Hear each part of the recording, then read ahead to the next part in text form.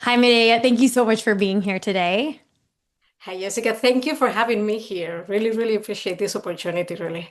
Yeah, I'm really excited to have a conversation. I know some of the things we're going to get into is somatics, which is something I really love. But before we jump into all of that, please start by telling us a little bit about yourself. Tell us what you do with the work that you do, what drew you to this kind of work. Let's start there. We could spend the whole hour just talking about that. You have to cut me out. But anyway, so what do I do? So in a word, I do leadership. That's the main thing that I do, right? And then when it comes to leadership, it can be, I mean, going to the specifics here, but I can do coaching, I can do training, I can partner with HR in a company so that we can change the culture of the company, right? Uh-huh. That's mainly what we do. Yeah, Uh-huh. transformational programs, bring transformational programs into a company. Yeah. Well, and tell us about the name of your company, Bear and Brave. Where did that come from? What was the inspiration? Yeah. Very brave. So, yeah, I was looking for, I mean, when I started, I was mainly doing coaching, right? And I thought like, wow, in order to get yourself into a coaching journey, like I thought there were two elements that you really needed to bring there, right? One is authenticity, and the other one is bravery. Mm. So that's, I mean, the first bear is for that authenticity, right? And then brave for that courage that you need to have in order to look inwards Yeah. and go through a coaching journey, right? I think that's Yeah. that's that's where the name is coming from. Yeah, some metaphor, like metaphorical nudity here, just getting bearing our souls, bearing ourselves. And I want to talk about the bravery piece for a second, because what do you Yeah. think it is that, like, it's fascinating when you think of going inward and doing self-reflection. On some level, it's a little bit fascinating that that takes bravery, right? Yeah. I know it does. I know it's scary. I walk with people on that journey all day. I Yeah. am also a human, right? And so going inwards, like sometimes that's a scary thing. It takes courage, it takes bravery. You're looking at hard things. And at the same time, like this is also about self-relationship and self-knowledge. And so on one hand, like this should be a very natural experience. And on the other hand, you're like, and it takes chutzpah. So why do you think that is? Like, what do you think it is about the self-exploration process that's I think there it gets to a point, right, where you realized that you have lived your life mm, adapting to the environment that you're in. mm, So therefore, it's like if I recognize that I have been adapting, I recognize that I haven't been authentic, that I haven't been me, that I haven't been living my life, that I have been living up to others' expectations, right? yeah. So I think it takes a lot of courage to say, yes, I have done this. I have put a shield so that no one could enter here. I have put a shield just to, I don't know, to comply or to be a little bit more arrogant so that you actually couldn't get to me, right? Mm, So to say, yes, I have this shield here, and now I'm going to actually look at it. I'm going to just put the mirror and look at myself. mm. It takes a lot. It takes a lot. Yeah, I want to unpack all of that. I want to be like, okay, now let's take everyone on that journey, but I'm gonna constrain myself because I also really want to talk about the somatic piece of that. And I imagine this is all going to tie together. So I know that you emphasize the importance of the body and personal development. Yeah. Why are the somatics so critical? Well, look, in my journey, let me just go a little bit back, right? Mhm. So I had always done sports. Like I have Mhm. always been very athletic. I always needed to have that sport, right? And I thought like, oh, like if I'm healthy, if I'm physically healthy, Mhm. then I want to be healthy. Yeah. And then it got to a point in my life where I realized, oh, wait, this is also something that is extremely important to be healthy physically, right? Mhm. And Mhm. that's when I realized for the first time that Yeah. this is not separated. This is actually one, Yeah. right? For those who are And not watching this on YouTube and are listening to, oh, like she's sorry. pointing to the brain. Yeah, no, no, I get it. Like, oh, it turns out we are not Yes. just a body. We have a head. We have emotions. We have a brain. Uh-huh. Okay. Yes. Exactly, right? Yeah. So, I was taking care of my physical body and I was not taking so much care of my mental of my brain, of my mental health, right? So Mm-hmm. then the inverse happened, right, with the somatics. It's like, okay, hey, we're talking a lot about here being very intellectual many Yep. times, and we don't realize about all the wisdom that the body has, the body keeps for us, right? Mm. So then also, I read a lot about trauma and how, I mean, if people are interested in this, then there are these books in trauma, The Body Keeps the Score, Yep. and similars. Mm-hmm. And there you can also realize really like, and coming from people that are in medical background, right, how important it is and how much information it is in our body kept there. So Yeah. bringing all that out is extremely important so that we can do that journey inwards, right? And also then outwards and help other people. Yeah. So, okay. So, what would you recommend for someone who's like, today is the first time I've heard of somatics. And Yeah. I also thought that I was just a floating head and I was just an intellectualized brain and I didn't realize there was wisdom in my body.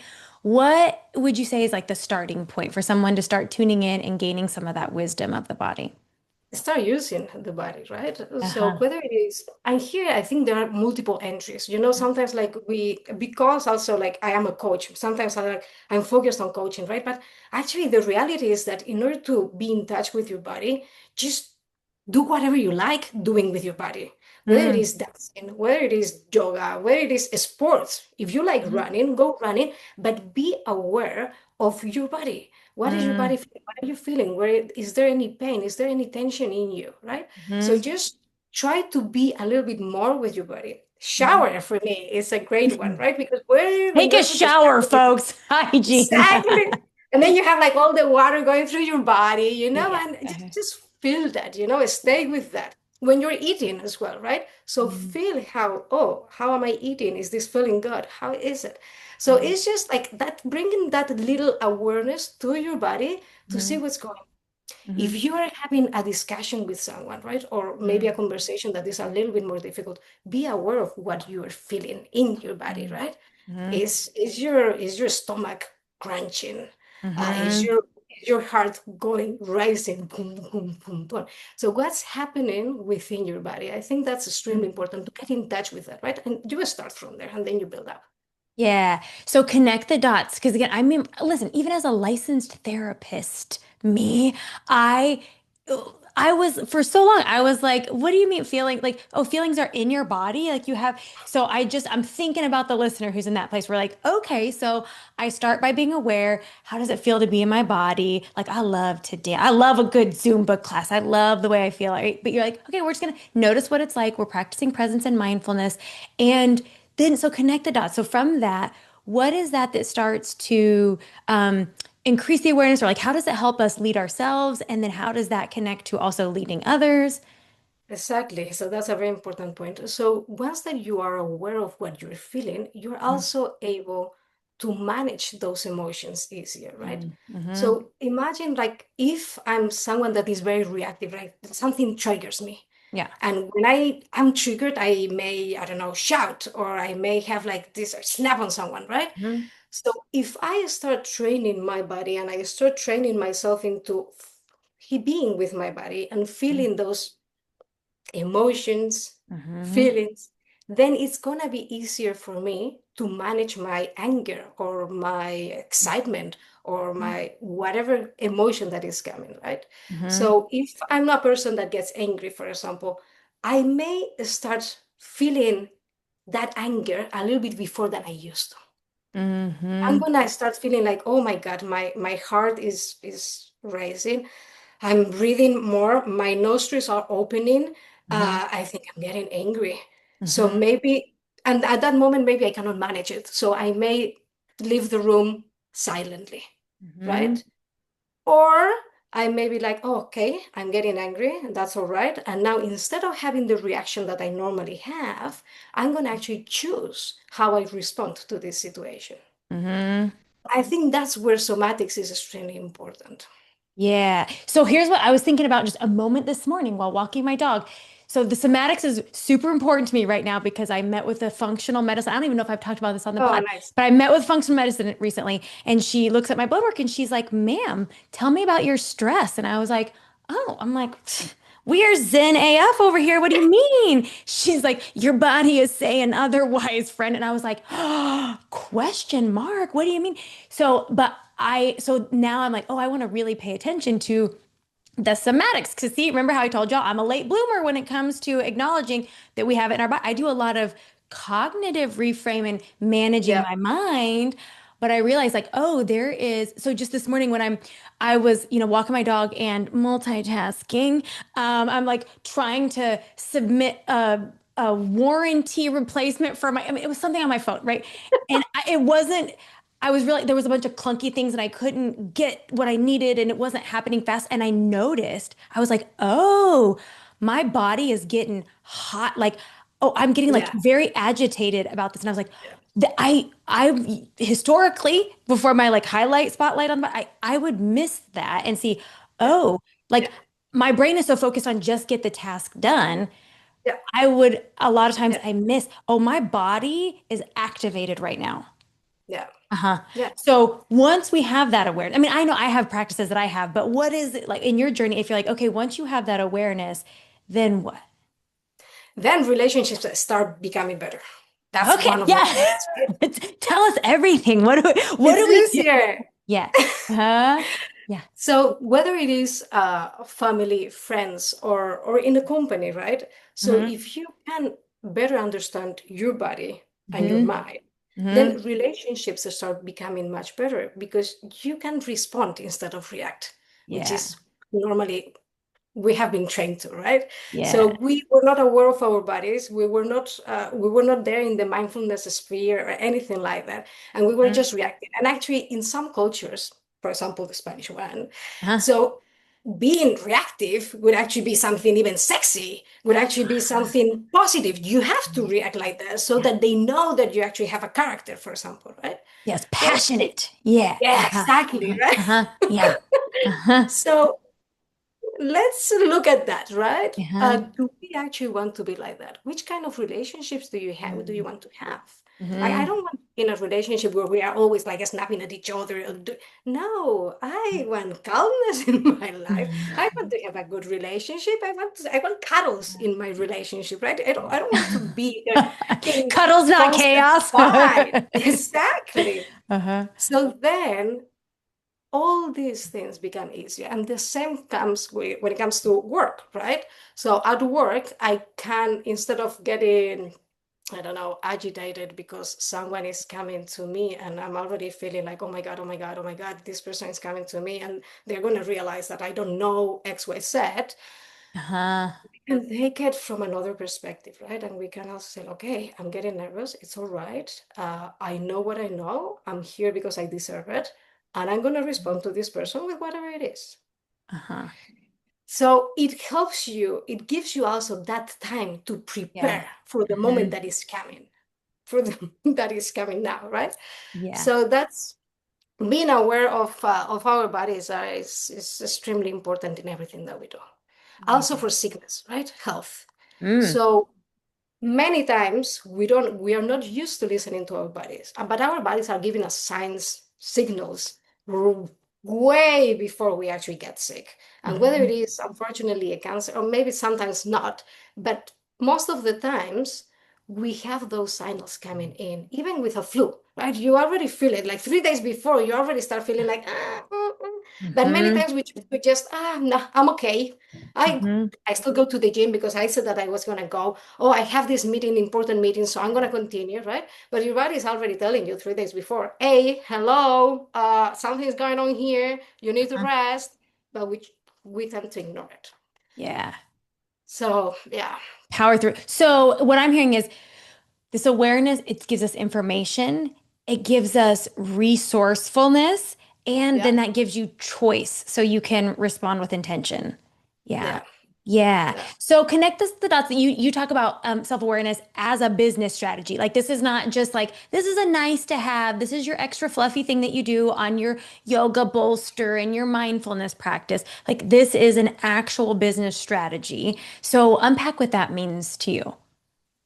Well, so there's, and this is not something that I say, this is something that is coming from the leadership circle profile.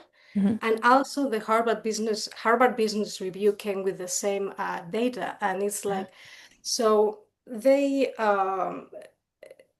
differentiate between reactive and creative leaders. Mm, Reactive leaders are those ones that are not so self-aware, right? mm, So they mhm, are still not that aware. And actually, mhm, so this is the data, 75% of the leaders worldwide are still in that reactive phase, or they are not self-aware.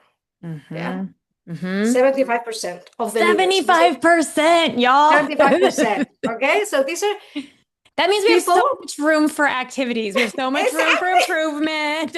Okay. Uh-huh. So Carry we on. have 75% of Yeah. people, well, Mm-hmm. of people that they have interviewed, right? Yeah. And they have done the assessment, blah, blah, blah, right? Mm-hmm. So 75% of the people that they have, uh, that are people that have people reporting to them, Right. right?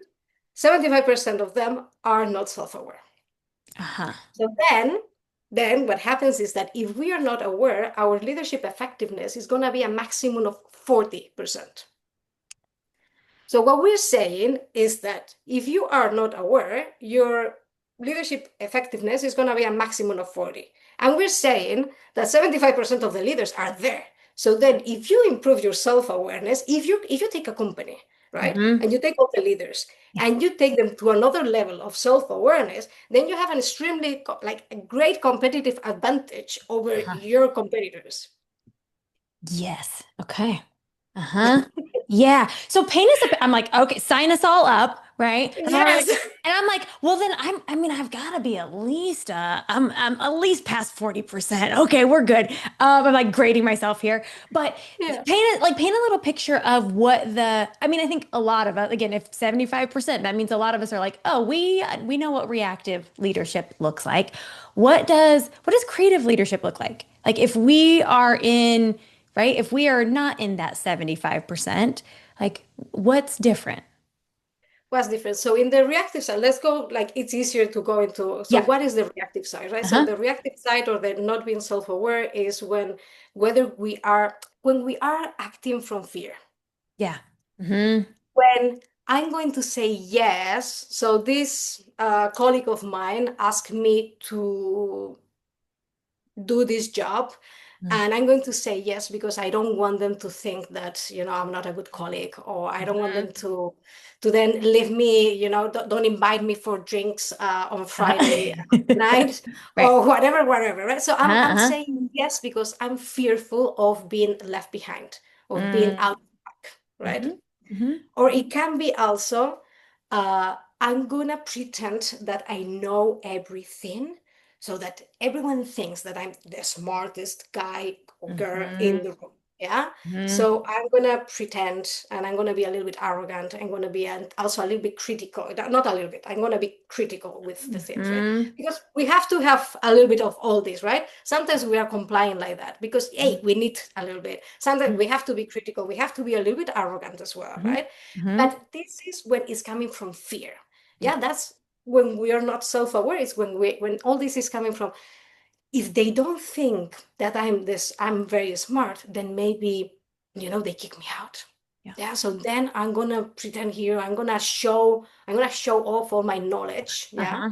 I'm gonna even speak with a little bit of jargon that people cannot understand. Yeah. Another way can be, for example, being authoritative, right? Mm. So it's I'm gonna show who is the boss here. I'm Mm-hmm. with it. Here it's my way or the highway. So Mm-hmm. that's also again coming from fear, right? I'm gonna show my power so Yeah. that I can be there. I can be in control, right? So all this is fear. Obviously, there are ranges here, right? Some people are extremely arrogant, extremely critical, and some other people are just a little bit, and it's okay because then, they do other things or sometimes you have like managers that are very arrogant, but then they are very good at everything that they do. So Mm-hmm. then it's like, it's okay. It's a good balance. Yeah, we can have this. Mm-hmm. But now if we are in the reactive side quite a lot, then we can achieve things. But the leadership effect, but there is a lot of waste of energy, mine Yeah. and Hmm. those ones around me. Imagine if I'm like a perfectionist, right? Extreme Just perfectionist. I'll have to imagine, I'll have to really imagine really hard to what it's like to be a perfectionist. Just not calling myself I out. know, We're I know. recovering. We've made so many strides. Yes, but I'm gonna put on my creative hat and think what it might be like to be perfectionist. Yeah. Hmm. To So have. yeah, if we're extremely perfectionists, we're not only wasting our time, right? Yeah. We're also wasting the time of the people around us. And they're Yeah. also looking at us like, hey, I can never reach to Yeah. her level, Yeah. Yeah. like to her expectations. So what am I doing here, right? Mm-hmm. So there is a lot of that in the Hmm. reactiveness, right? In that reactive Hmm. side. Then the creative side is where we are not acting from fear anymore. And that's the Yeah. main difference. Yeah. But we may be being very nice to people and saying yes, but I don't say it from fear. I say it, I say yes because I can actually do it, because I can take Yeah. it on, because I want to be collaborative, I want to take part in the team, and this is what I want from my confidence and the confidence that I have in me, and not from Uh-huh. fear, right? Yeah. So that's the biggest difference between like reactive and creative. Yeah. What I just want to highlight there is like one of the tools that and again, listeners might be, if they've listened to the podcast episode on the STEER model, it's one of my, foundational tools in coaching is because I love an acronym, STEAR, situation, thought, emotion, action, result. So what Yeah. I'm often talking about is like, you can be doing the same thing in the A line and the action line of the model, but Yes, the thought and emotion that is inside that action is going to be very different. And that's what you're talking about, right? Like exactly. you can be delegating, you can be speaking truths, you can be providing feedback, you can be saying yes. That could be coming from fear, that can be coming from confidence and truth and resolution and Yeah. resourced, right? And that's going to have a very different outcome for everyone involved, right? Like we're going to experience it differently. The people who are interacting with us are going to experience it differently. Yeah. And the system, right? So the system, the company, the organization, I don't know, the city, if you're in a city council, whatever it is, right? Yeah. So everything, so the system also is going to have a very different Mhm. view on it, right? The whole Mhm. ecosystem is going to Yeah. is going to feel different. Yeah. So And yeah, so if we're connecting the dots with somatics, like part of it is you're having that awareness to know, am I acting from fear or am I coming from curiosity and confidence and compassion and whatever is a feel good yeah, resourced space? Do you work with people on how do you help? Like on the somatic side of there's the awareness side, but also with like the down regulation. Is that part of what you support leaders with? Uh-huh. yes, but for that I have someone that is specialized, and I Uh-huh. send them to her. Yeah, because Uh-huh. she is specialized in the whole regulation, nervous system regulation, everything. Uh-huh. So I just take them Find to the her. nervous system regulation, folks. Okay. Exactly. Yes. Yeah. Okay. So something else that I want to talk about with you is something you talk about is the need to feel both safe and stretched. And so how like that's because I have found even I thought it's so interesting in self-awareness. I think about like what's the times when I feel most alive, and I was like, oh, for sure, it's like again I'm at Zumba or I'm floating in my pool, hanging out with friends, and I realized like actually the times where I feel most alive are exactly what you were like about like in that space of like safety and stretch like in those when I'm feeling like I'm challenged, right? Yeah. Like I'm stretching outside my comfort zone because I'm exploring a gear that I'm not usually in or like I'm in my armpit like I'm in a part of me like you get to access parts of you Yes. that you don't when you're in Yeah. that stretch zone. So Yes. what's the like how do you create the environment that has that balance of safety and stretched? And why is that essential for transformation? That's essential because you have to get out of your comfort zone. Yeah. Uh, We stay in that comfort zone. I mean, it's like playing the piano, right? So mhm, imagine like how many keys you have in a piano, right? mhm, And when we start playing the piano, they tell us to play these ones mhm, that I hear, yeah, the closest ones to our body, right? And then you mhm. have to stretch yourself, Yeah. right? Hmm. Physically, you have to Yep. stretch, yeah. And that's when it gets more challenging. So this is the same thing, right? Like a Yeah. stretching give us the knowledge. Uh, We grow when we stretch. If we are on our mhm, comfort zone, we're not gonna grow. That's it. mhm. Yep. Yep. And yeah, like that, everything, like the looking inwards, and everything Yeah. goes in there. Hmm. How do you help people create the safety in the stretch? So it depends in it depends for every individual. Normally it's different, right? But like safety is about, if, for example, in my practice, right? If I want people to be safe, the first thing that I have to remove is judgment. Mm-hmm. Mm-hmm. Right? I cannot judge them, whatever they come with. And sometimes people come with crazy things. But hey, Uh-huh. I'm like, like right Yeah. now, Uh-huh. this is coming in, is information, and I don't judge. That's it. Yep. Full. Or also, sometimes people told me, well, yeah, I like being with you because you don't judge. No, I judge.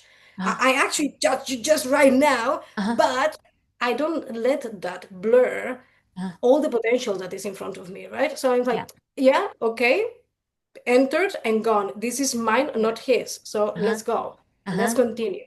So safety comes from not judgment. And this is the same thing in relationships, in a company, wherever you want. So Yep. whenever judgment is there, even in parenting, Yep. many times we're judging our kids, right? And it's like, Uh-huh. hey, wait, like Uh-huh. let's look from another sense, from another lens. Yeah.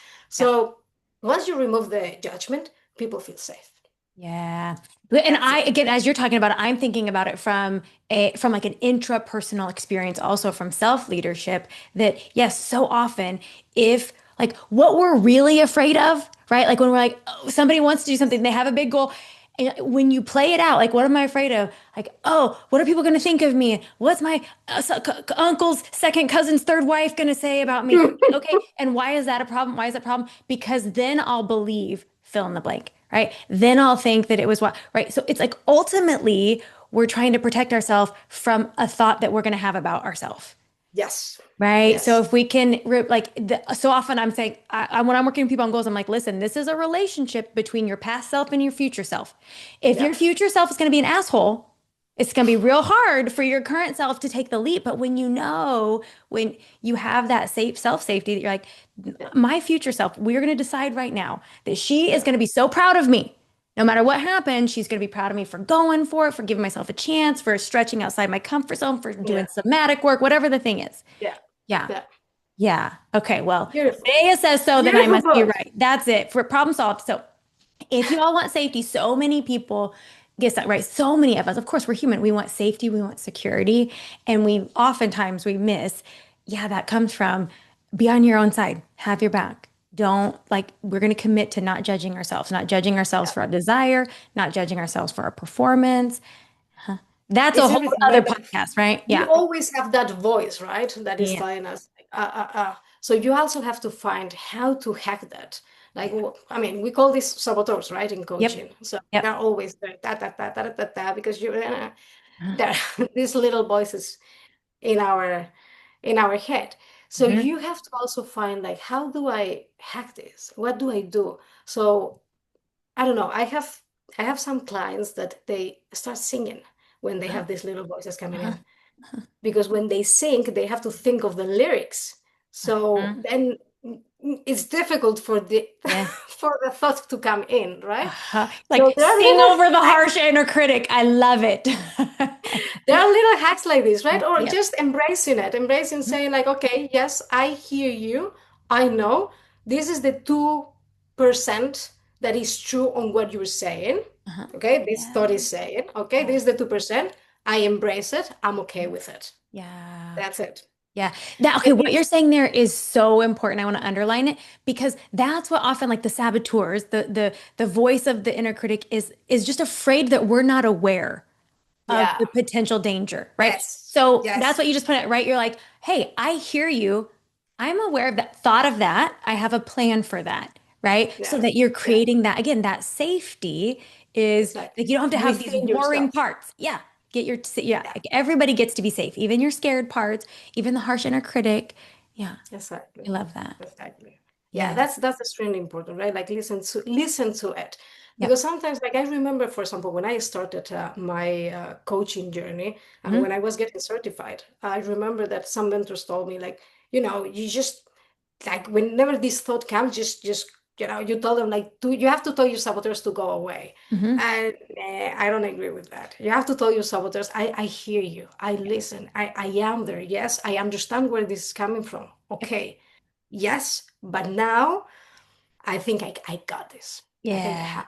And That's what it. you're talking about, like to me, that's the difference between being resourced and white knuckling it.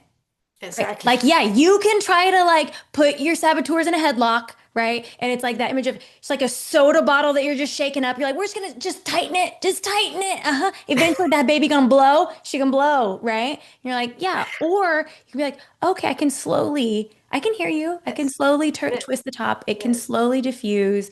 Again, Yes. yeah, I think you can do it the other way. It's just gonna be harder and probably temporary outcomes, Yeah. like temporary benefits versus Yeah. the resourced we can all work together. Yeah. Yeah. Just partnering with all of our insides, all of our 2,000 parts. Exactly. Exactly. Exactly. There. Yes.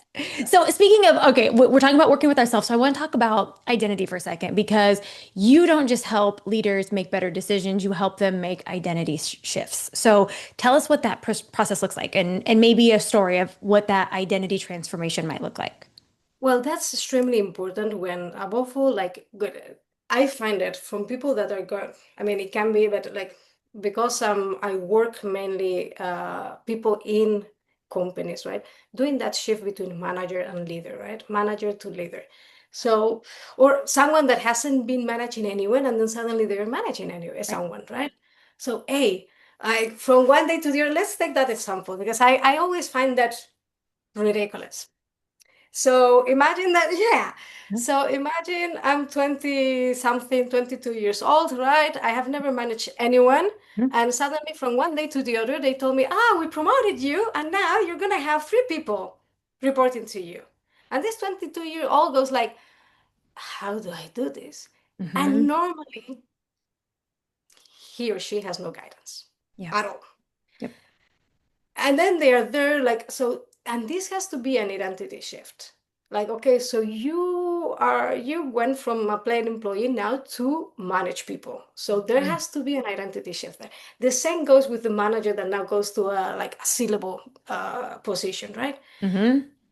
This is an identity shift because if you go there and you still think that you still have the old role, it's not gonna happen.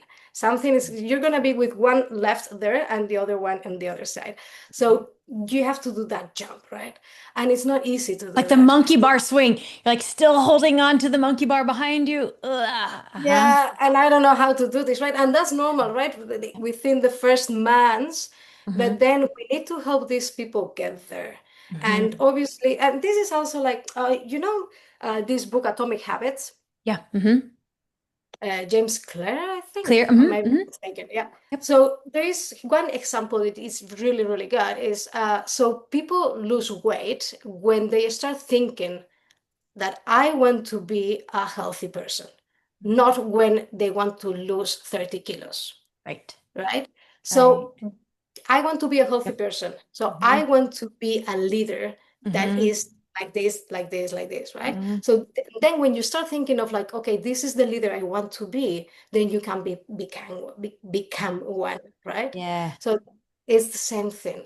So sometimes I feel like people are not aware what it really supposes, what it really means to do those shifts in a company, and they are harder than we think. It's Mhm. like sometimes I find people like they told them to go and race Tour de France, and they given them like these little bikes for kids, right? And they're like trying, Your but they little can't reach huffy anyone. bike. Yeah, Yeah, and one it's like, gear. oh, Yeah. we need more skills. We need a lot Yeah. of things, and then we need the identity shift. Yeah. Yeah, I love in those transitions like trying on those thoughts of I'm somebody who fill in the blank, Yes, right? Or exactly. sometimes Yes. it's I'm open to becoming somebody who, right? Like Yeah. as we're Yeah. baby stepping our way into those new Yeah. identities. Yeah. Yeah, I think this is something that again, if you're not working with a coach or that maybe you're not we don't lean into as much is that future self, right? Like who is the version of me? How do they think? How do they feel? How do they act? How are they showing up? How do they Yeah. lead? Uh-huh. Yeah. That One exercise. Oh, yeah, go sorry, ahead. sorry. Go ahead. No, please go. No, one exercise that I love doing, for example, is so when someone is there but they are not there, Yeah. yeah, it's like okay, so imagine it's 2040, Mhm. or yeah, 20, let's say 20, now we're in 2025, so 2035, right? Uh-huh. And you're celebrating that you are here, have become whatever they want, or they have achieved this thing that they want. So how did you get there, right? And doing that journey with them. So who do you need to become in order to achieve that? But the important thing is that not so much about the doing, but who do you need to become? Yeah. That's Who before the the whole. how? Yep, indeed. I also I want to be mindful of time, but I have a couple more questions. I want Yes. to hear about because you have lived and worked across different countries, cultures, systems, and I'm Yeah. curious about how your journey has shaped the way that you see leadership and maybe the way that you coach others to lead in various complexities. Yeah, it's a it's a good question. I mean, for me, it was eye-opening when I arrived in Dubai, right? So I'm coming from Spain, from the north of Spain. So Uh-huh. yeah, I worked until I was 30 in Spain, and then I moved to Dubai. And all the I mean, because Dubai is a melting pot of cultures, right? Like you can find, I mean, in a company of 52 people, you may have like 40 different nationalities, right? So it's that diverse. So then for me it was eye-opening to see all these different cultures working together. And I think it's also part of, wow, in an environment like this, it's really appealing to me to actually become a coach and be working, to be working in this sphere. And for me, something that like I've been realizing over the years is that it doesn't matter if you are born in the US or in Australia or in Japan or in Kazakhstan or in Europe. It doesn't matter. At the end of the day, we all know what good leadership is. Mm. Hmm. And there are several differences. There are certain differences, right? There are these, but the vital thing is all the same. Like I think leadership is universal. That's how I would put it. Yeah. and and I wasn't expecting that. I Mhm. thought that there will be more like, okay, like leadership can look like this in this part of, and it does. There are differences, but in the basics, the pillars of leadership, they're always the same. Well, ma'am, I just feel like you just dropped like some existential wisdom there because I'm like, yeah, that's what, when it comes to like our essence, like the vital stuff is all the same, right? It doesn't matter what your human flesh suit, color, costume is, where it was born. So yeah, I think that that was a really important statement you made there Yeah, also. So when it comes to the essential stuff, when it comes to the vital stuff, it's all the same. yeah, That's beautiful. yeah. Yeah. Okay, so before I ask you my very last question, please tell the listeners how they can connect, like the best way to connect with your work and your contact. Is it website, social media? Tell them the best way to connect with you. Fairandbrave.com. Uh-huh. That's my website. You can follow me on LinkedIn, Mireia Mugica. I guess it's going to be there somewhere. Yeah, Yep. that's mainly. I mean, you can contact me. There is a lot of contact us buttons Uh-huh. on my website, so please go ahead. Yes. And yeah, I think that's a good way. I'll Perfect. be I'll make there. sure that's included in the show notes. Yeah, And Mireia, please tell us, what does it mean to you to live an unblocked life? I think for me it means lots of things actually. Yeah. I think the main thing for me is that I am fully in integrity and I'm fully in that courageous authenticity, right? I think that's extremely important for me. Because when I'm in there, I can embrace so much, and I I can be fully me, and I think that gives me the strength to do anything that I want, right? So integrity and courageous authenticity, I would say, like are my main pillars, I would say. Yeah. Listen, that was another one of these. Like, when I am fully me, I have the strength to do whatever I want. Yes, ma'am. That's Mm. beautiful. Yeah. Thank you so much. Thank you for being here today, Mireia. This was a lovely conversation. I could talk to you for another hour, and maybe I will. Maybe we'll have, Yeah. there might be a part two someday just so I can keep chatting with you. But thank you for sharing your time and wisdom. Thank you very much, Jessica. Rick, thank you for having me. It was a pleasure, a real pleasure. I really enjoyed this conversation, actually. Thank you. Really.